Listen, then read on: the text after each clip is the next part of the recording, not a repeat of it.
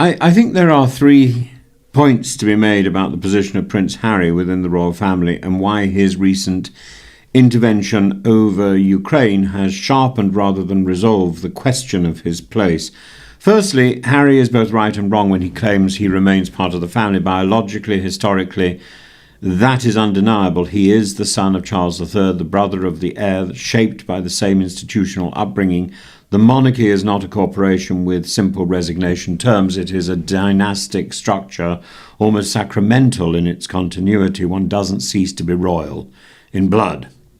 Yet institutionally, the claim is weaker. Since stepping back in 2020, Harry surrendered the core function of monarchy, which is service under constraint. The Crown operates through discipline, not expression. Working royals speak rarely, and when they do, they speak with care because their words carry constitutional weight. I have never really understood what it means to be a working royal. That seems to me to be an oxymoron. By principle and by understanding, an aristocrat is not a working person. The royal family, whatever their aspirations to be part of the firm, are nevertheless aristocrats by definition.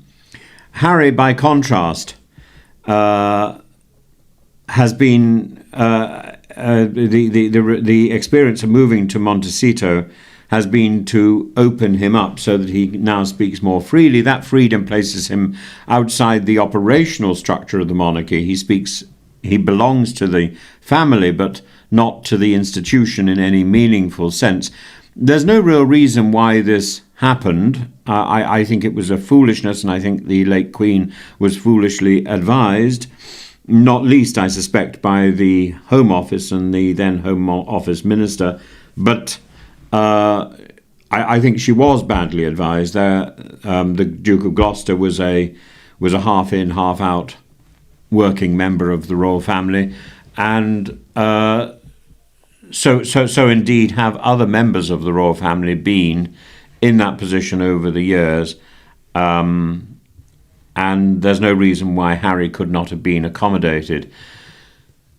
The break which was insisted upon was punitive and unnecessary and an unreasonable imposition and unkind. And I don't believe it came primarily from Her late Majesty the Queen. And it's continued the insistence on this oddity of working royals is something that should be addressed at some point because it is nonsensical. And Harry brings so much energy, so much vitality. Welcome back, and thank you for being here again today.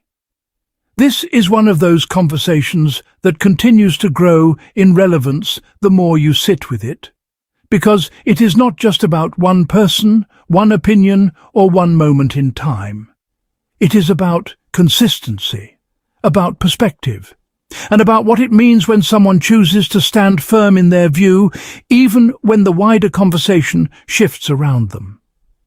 At the centre of this discussion is Prince Harry, and alongside him a voice that has continued to engage with his story in a way that is measured, thoughtful, and unwavering. Tim Wilson. Now, in today's media environment, where narratives can change almost overnight, and where commentary is often shaped by immediacy rather than reflection, consistency stands out. It becomes noticeable. It becomes meaningful, and it invites a deeper look.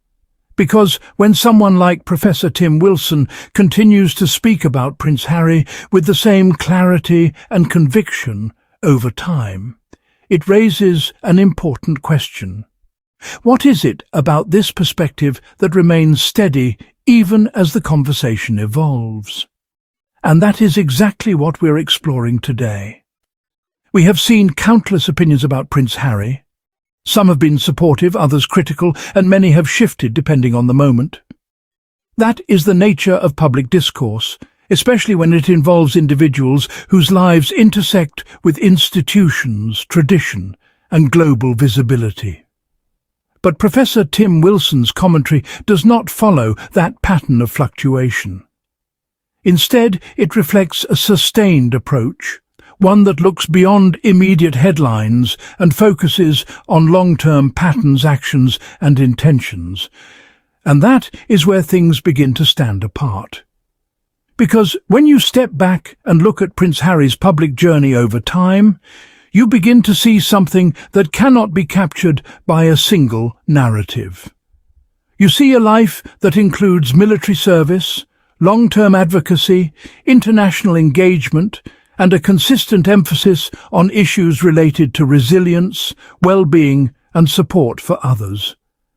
These are not isolated moments. They are part of a broader pattern, and patterns matter. They matter because they provide context. They allow us to understand not just what someone does in a single moment, but how their actions align over time. This is something Professor Tim Wilson has emphasized repeatedly. He does not reduce Prince Harry's story to one decision or one chapter. He looks at the full picture. And when he raises the question of why Prince Harry's departure from traditional royal roles has often been framed in narrow terms, he is not dismissing complexity. He is highlighting it. Because stepping away from a role that is not just professional but deeply personal, historical, and publicly defined is not a simple act. It is a decision that carries layers of meaning. It involves identity. It involves expectation. It involves responsibility. And it involves personal well-being. All of these elements intersect, and yet public conversations often try to simplify them into a single storyline. That is where Professor Tim Wilson's perspective becomes particularly valuable. He challenges that simplification. He invites a broader view. He encourages audiences to consider not just what happened, but why it might have happened, and how it fits into a larger context. Now, let's take a moment to talk about authenticity, because this is a word that comes up frequently in discussions about Prince Harry, and it is something Professor Tim Wilson has pointed to consistently. Authenticity is often misunderstood. It is not about being universally liked. It is not about avoiding controversy. And it is not about making decisions that everyone agrees with. Authenticity is about alignment. It is about the connection between what someone says, what they believe, and what they do over time. When actions consistently reflect stated values, that is where authenticity becomes visible. And when Professor Tim Wilson speaks about Prince Harry in this way, he is pointing to that alignment. He is pointing to the consistency of engagement in certain areas. He is pointing to the continuation of work that predates any single decision or moment. He is pointing to a pattern that extends across years.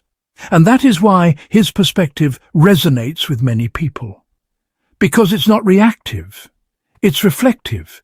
It's not built on isolated events. It's built on continuity. Now, another aspect of Professor Tim Wilson's commentary that deserves attention is his willingness to maintain his position, even when it may not align with louder or more dominant voices in the media space. This is not always easy, because public discourse often creates an environment where certain narratives become dominant, and deviating from those narratives can invite criticism or pushback. But consistency requires a certain level of independence. It requires the ability to evaluate information based on principles rather than popularity. And that is what we see here. Professor Tim Wilson does not appear to adjust his perspective based on changing trends. Instead, he continues to articulate his views in a way that reflects a steady, analytical framework. And that is something that adds value to any ongoing conversation. Because when perspectives shift constantly, it can become difficult to find stable points of reference. Consistency provides that stability. It allows audiences to engage with an idea over time rather than reacting to it in isolated moments.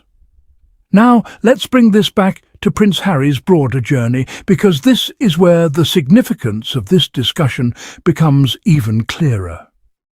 Prince Harry's path has sparked conversations that go far beyond his individual experience.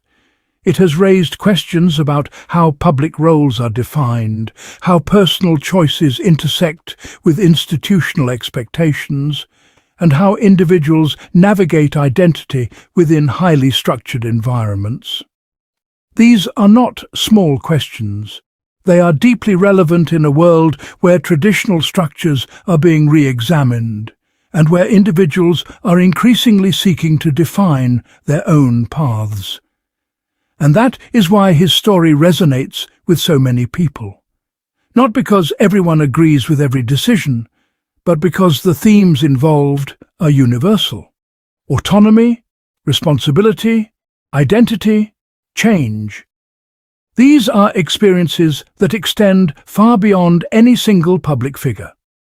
And when Professor Tim Wilson engages with Prince Harry's story, he does so in a way that acknowledges those broader themes. He does not isolate the story from its context. He situates it within a larger conversation about modern public life. And that is what gives his analysis depth. Now, it is also important to recognize that support for a public figure does not have to mean uncritical agreement. This is a nuance that is often lost in polarized discussions. Supporting someone's right to make decisions, recognizing their consistency or acknowledging their authenticity does not require agreement with every action they take. It requires understanding, it requires context, and it requires a willingness to see complexity. Professor Tim Wilson's perspective reflects that kind of support. It is not about creating a simplified positive narrative.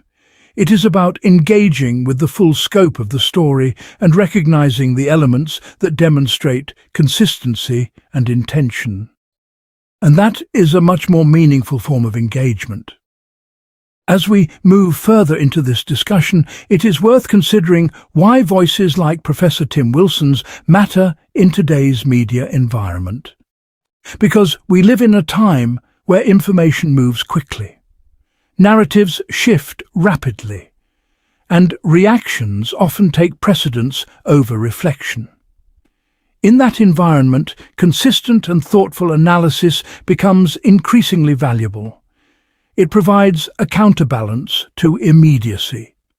It creates space for deeper understanding. And it encourages audiences to think critically rather than react automatically.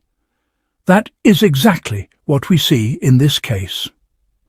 Professor Tim Wilson's commentary invites audiences to pause, to consider, and to look beyond the surface. And that invitation is important, because understanding complex public narratives requires more than quick reactions. It requires time, it requires context, and it requires a willingness to engage with multiple perspectives. Now, as we approach the conclusion of this expanded discussion, it becomes clear that this is not just about defending one individual or agreeing with one perspective. It is about recognizing the role that consistent, thoughtful commentary plays in shaping how stories are understood over time. Prince Harry's journey will continue to evolve. It will continue to be interpreted in different ways, and it will continue to generate discussion. That is inevitable. But within that ongoing conversation, voices like Professor Tim Wilson's provide something essential. They provide continuity, they provide depth, and they provide a framework for understanding that goes beyond immediate reaction. And that is something worth recognizing, because in a world where narratives can become fragmented and polarized, consistency offers clarity, and clarity allows for deeper understanding. And deeper understanding is what ultimately leads to more meaningful conversations. So as we close, one thing remains clear.